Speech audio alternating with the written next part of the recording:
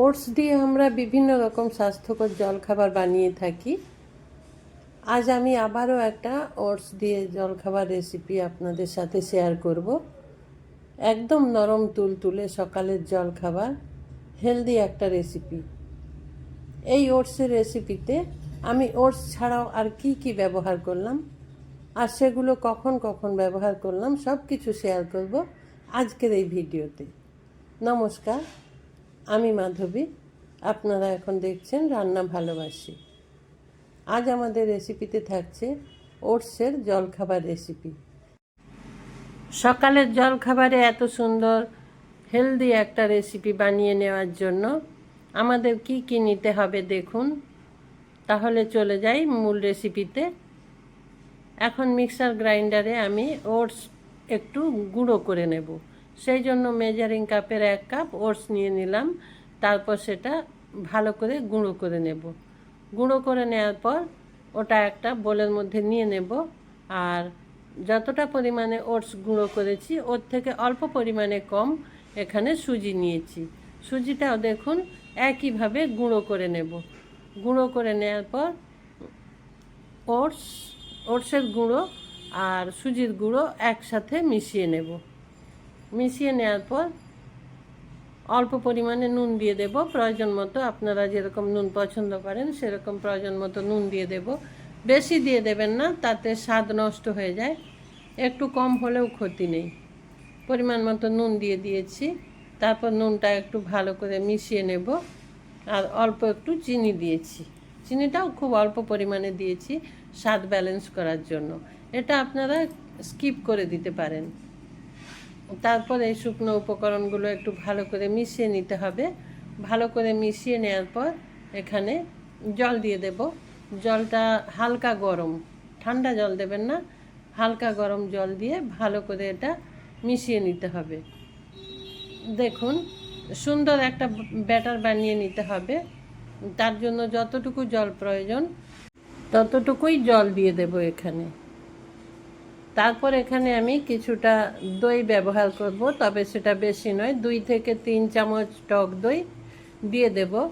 কিন্তু খেয়াল রাখবেন দইটা যেন খুব বেশি না টক হয়, বেশ হালকা টক, যেরকম স্বাভাবিক দই হয় সেই রকম দই। এখানে আমি টেবিল চামচের 2 চামচ দই দিলাম। দই দিয়ে আবার সব কিছু ভালো করে মিশিয়ে নেব। দেখুন এই মেশানোটা যেন খুব ভালো মতো হয়। বেশ ভালো করে যত সুন্দর করে এইভাবে ফেটিয়ে নেবেন তত সুন্দর হবে, নরম তুলতুলে হবে রেসিপি। সেই জন্য এই ফেটানোটা একটু যতটুকু সম্ভব ভালো করে একটু সময় নিয়ে ফেটিয়ে নেবেন। একটু ভালো করে ফেটানো হয়ে গেলে এটা ঢেকে 10 মিনিটের জন্য রেখে দিতে হবে। 10 মিনিট পর ফিরে আসব। 10 মিনিট পর দেখুন এটা সব কিছু খুব ভালোভাবে সেট হয়ে গেছে। আমরা দেখে নেব এখানে আর জল দেওয়ার প্রয়োজন আছে কি না। আমার এখানে আর জল দেওয়ার প্রয়োজন নেই, সেই জন্য আর জল দিলাম না। আবারও একবার খুব ভালো করে ফেটিয়ে নিচ্ছি। দেখুন এরকম সুন্দর করে ফেটিয়ে নিতে হবে। ভালো করে ফেটিয়ে নিয়েছি। এখন এখানে দিয়ে দেব গোটা জিরে। অল্প পরিমাণে দিলাম, ছোট্ট চামচের 1/2 চামচ জিরে দিলাম। আর গোটা জিরে আর কিছুটা চিলি ফ্লেক্স দিলাম। দিয়ে ভালো করে মিশিয়ে নিচ্ছি। দেখুন ভালো করে মিশিয়ে নিতে হবে। তারপর মিশিয়ে নেওয়ার পর এখানে কি দিয়ে দেব বলুন তো। আরও একটা ইনগ্রিডিয়েন্টস দেওয়া বাকি আছে, সেটা দিয়ে দেব, যার জন্য আরও বেশি নরম তুলতুলে হবে আজকের এই রেসিপি। সেটা একটু পরে দিচ্ছি। এখন আমরা একটা পাত্র রেডি করে নেব। এই যে একটা ছড়ানো পাত্র নিয়েছি, এটা তেল দিয়ে দিলাম। একটু তেল দিয়ে চারিদিকে ভালো করে ব্রাশ দিয়ে পুরোটা ছড়িয়ে দেব। তেলটা পুরোটার মধ্যে ভালো করে মাখিয়ে দেব। এই যে দেখুন তেলটা মেখে দিয়েছি। এখন একটা বাটার পেপার এই পাত্রের তলায় গোল করে, এই পাত্রের তলার মাপে কেটেছি, সেটা দিয়ে দিলাম। তারপর এই যে ব্যাটার আবার নিয়ে এলাম। ব্যাটারের মধ্যে যেটা দিলাম ওই ছোট চামচের 1/2 চামচ খাবার সোডা, যেটা আমরা বেকিং সোডা বলে থাকি, ওটা দিয়ে অল্প পরিমাণে জল দিয়ে দেবেন বেকিং সোডার ওপর, তাহলে খুব তাড়াতাড়ি অ্যাক্টিভ হয়ে যাবে ওটা। আর এটা আগে থেকে দেবেন না। খাবার সোডা যে কোনো ব্যাটারে মেশানোর সময় বেশি আগে থেকে দেবেন না। যখনই রেসিপি বানাবেন ঠিক সেই মুহূর্তে এটা দিয়ে দেবেন, দিয়ে ভালো করে ফেটিয়ে নেবেন। দেখুন এটা দেওয়ার পর ফেটিয়েছি, বেশ সুন্দর ফুলে উঠেছে। এখন এটা আমরা এই যে পাত্রে তেল মাখিয়ে রেখেছি ওতে দিয়ে দেব। দেখুন এই ব্যাটারটা এই রকম হবে। এই যে সুন্দর ব্যাটার হয়েছে, ওটা সবটা ভালো করে এই একটা পাত্রে দিয়ে দিলাম। দেওয়ার পর এই পাত্রটা একটু ভালো করে ঝাঁকিয়ে নিতে হবে, যে এইভাবে, তাতে বেশ ভালো করে পাত্রের মধ্যে ব্যাটার সেট হয়ে যাবে। এদিকে দেখুন একটা কড়াইতে জল বসিয়েছি, জল বেশ ভালো গরম হয়েছে, নিচ থেকে অল্প অল্প ফুটতে শুরু করেছে।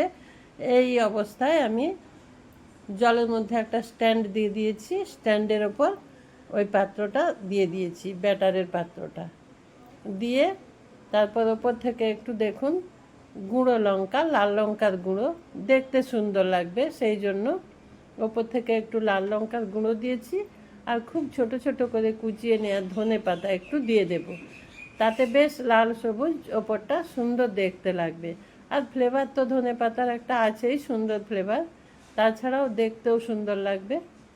সেই জন্য লাল লঙ্কার গুঁড়ো আর এই ধনে পাতা দিয়ে দিলাম, দিয়ে ওপরে ঢেকে দেব। কড়াইয়ের ওপরে একটা অ্যালুমিনিয়ামের পাত্র ঢেকে দেব।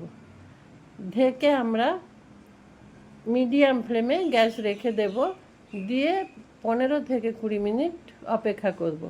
এদিকে ওটা দিয়ে খাওয়ার জন্য একটা চাটনি বানিয়ে নেব।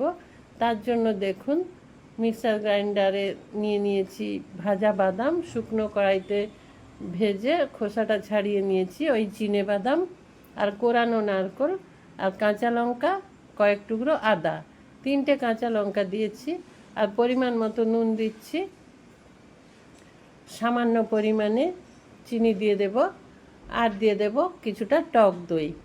এখানে আমি কোরানো নারকেল দিয়েছি, আপনাদের কাছে এমনি ছোট ছোট করে কাটা নারকেল থাকলেও দিয়ে দিতে পারেন। আমি যেহেতু এইভাবে নারকেল কুড়িয়ে ফ্রোজেন করে রাখি সেই জন্য কোরানো নারকেলটা ব্যবহার করলাম।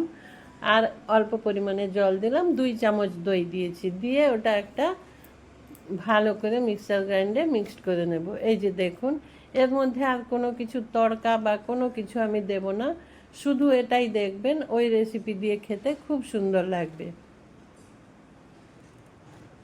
এই যে সুন্দর একটা চাটনি তৈরি হয়েছে। এখানে লেবু বা কোনো রকম টক ব্যবহার করিনি, ওই টক দইয়েতেই যে ফ্লেভারটা আসবে ওটাই বেশ সুন্দর লাগবে খেতে। এদিকে 17 মিনিট হয়েছে আমার, এখন আমি দেখে নেব কেমন হয়েছে আমার এই রেসিপি। একটু এই যে এটা কাবাব স্টিক, এটা দিয়ে দেখলাম যে এটা ঢুকিয়ে দেবেন ওর মধ্যে, যদি ওতে কিছু লেগে থাকে চটচটে তাহলে মনে করবেন আরও কিছুক্ষণ সময় লাগবে, কিন্তু আমার এটা হয়ে গেছে, সেই জন্য কাবাব স্টিকের মধ্যে কোনো কিছু লেগে নেই। সেই জন্য এটা আমি এখন কড়াই থেকে উঠিয়ে নেব, উঠিয়ে নিয়ে ঠান্ডা করে নেব। ঠান্ডা হয়ে যাওয়ার পর এটা আমি ওই পাত্র থেকে নিয়ে নেব, পাত্র থেকে খুলে নেব। তার জন্য একটা এই যে ছুরি নিয়েছি, দিয়ে ধারগুলো একটু এইভাবে এইভাবে ছুরি দিয়ে এভাবে ছাড়িয়ে নেব। তারপর এটা উল্টে দিলেই ওটা বেরিয়ে আসবে। দেখুন এই যে খুব সুন্দর হয়েছে, তাই না? বেশ নরম তুলতুলে, একদম কি বলবো, বয়স্ক মানুষ যাদের দাঁত নেই বা চিবানোর অসুবিধা তারা অনায়াসে এটা খেয়ে নিতে পারবে, কিংবা বাচ্চাদের টিফিনে দিতে পারেন, বা সকালের জলখাবারে বা বিকেলের টিফিনে, যখন খুশি আপনি এটা খেতে পারেন। খুব সুন্দর একটা নরম তুলতুলে রেসিপি। দেখুন এইভাবে এখন আমি এটা ছুরি দিয়ে কেটে নেব। ছুরি দিয়ে পিস পিস করে আপনি যে কোনো শেপ দিতে পারেন। আমি এই যে 3 কোণাভাবে এইভাবে কেটে নিচ্ছি, 3 কোণা শেপে কাটছি, আপনারা চৌকো চৌকো করেও কেটে নিতে পারেন। তারপর কেটে নিয়ে এই চাটনি কিংবা টক দইয়ের সাথে একটু বিট নুন আর গোলমরিচ গুঁড়ো মিশিয়ে সেটা দিয়েও পরিবেশন করতে পারেন। আমার রেসিপি আপনাদের যদি ভালো লেগে থাকে অবশ্যই লাইক কমেন্ট শেয়ার করবেন। আপনারা আমার সঙ্গে এতক্ষণ ছিলেন সেই জন্য আপনাদের অসংখ্য ধন্যবাদ। নমস্কার, ভালো থাকবেন সবাই আর সুস্থ থাকবেন।